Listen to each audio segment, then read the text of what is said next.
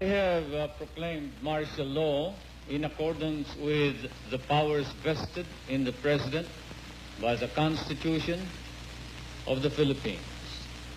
Martial law is declared when the President places a specific area under the control of the Armed Forces of the Philippines or the AFP and other related bodies.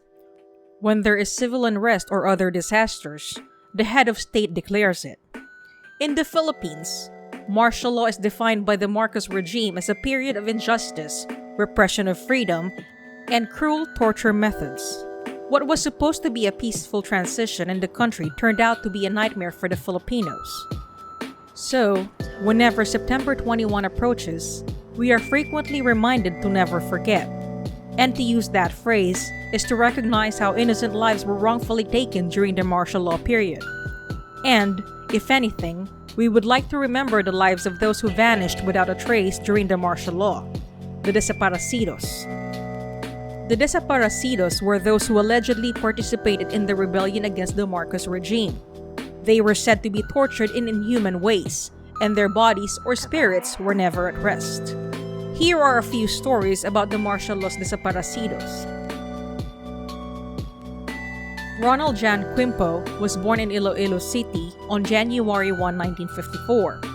Jan and his brother Ishmael or Jun Quimpo were exposed to the student protests that marked the turbulent days of the early 1970s after their family relocated near Manila's University Belt.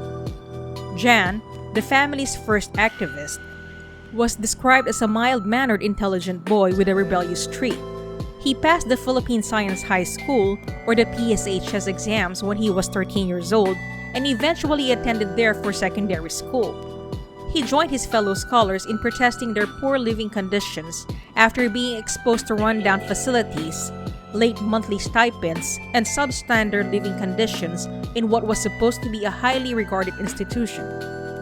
Jan and his fellow high school protesters became friends with college activists from the nearby University of the Philippines, and they eventually became activists themselves. In the 1970s, a large number of PSHS students, including Jan, participated in a series of protest actions against the Marcos government's abuses. Jan was elected to the Kabataang Makabayan or the KM. Jan used to want to be a scientist or an engineer.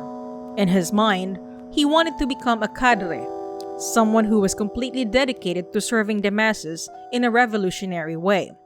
He began spending time in a nearby community of squatters who made their living primarily by quarrying adobe blocks. The neighborhood was in the heart of the city, but it had a rural feel to it. Being swampy and overrun with grass, with sparse dwellings and residents growing vegetables in small plots and fishing in the swamps. Jan and his friends referred to the location as Little Isabela. Isabela referred not only to the northern province of the same name and the sense of isolation it evoked for the restless city-bred youth, but also to the act of joining the guerrillas operating in that province at that time. It was regarded as the ultimate destination for dissatisfied and alienated young activists. Jan was introduced to the city's cittier side in this small rural-like community. One of his friends was a tattooed gang member who had served time in a federal prison. He discovered that residents routinely bribed police officers in exchange for quarry permits. In 1971, there was an increase in gas pricing, which sparked protests from students and the transportation sector. In UP Diliman, there was a human barricade and a student was killed. Irate students retaliated by barricading the university gates against raiding cops and soldiers. The incident sparked what would later be known as the Diliman Commune. Ronald Jan, a senior at PSHS at that time, was present at that historic event. Students at PSHS staged daily protests and walked out of the class. The faculty were unable to fill the classrooms due to a lack of students. Eventually, school officials just let the two most senior classes graduate. Jan was one of them.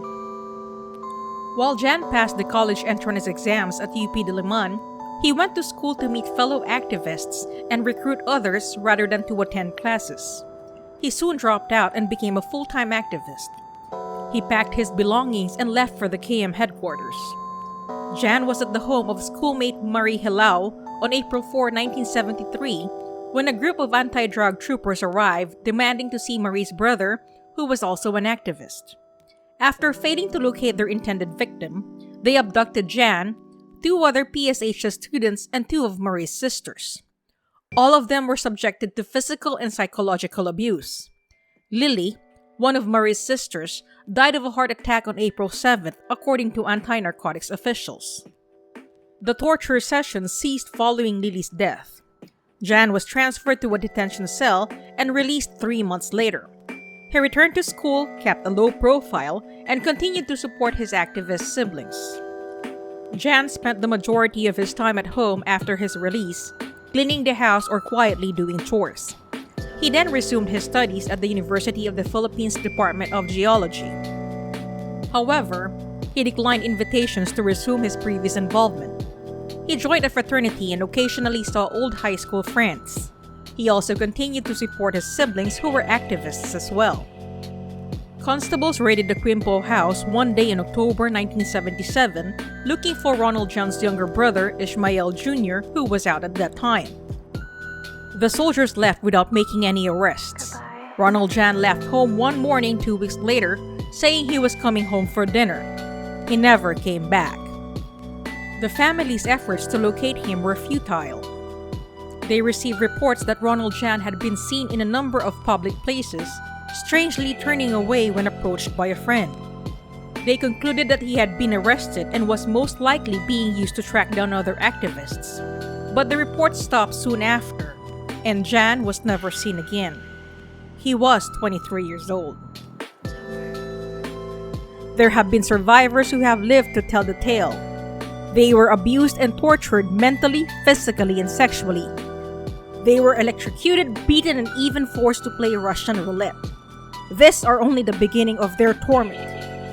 Having said that, survivors of martial law want current and future generations to be properly educated about this dark period in the Philippine history.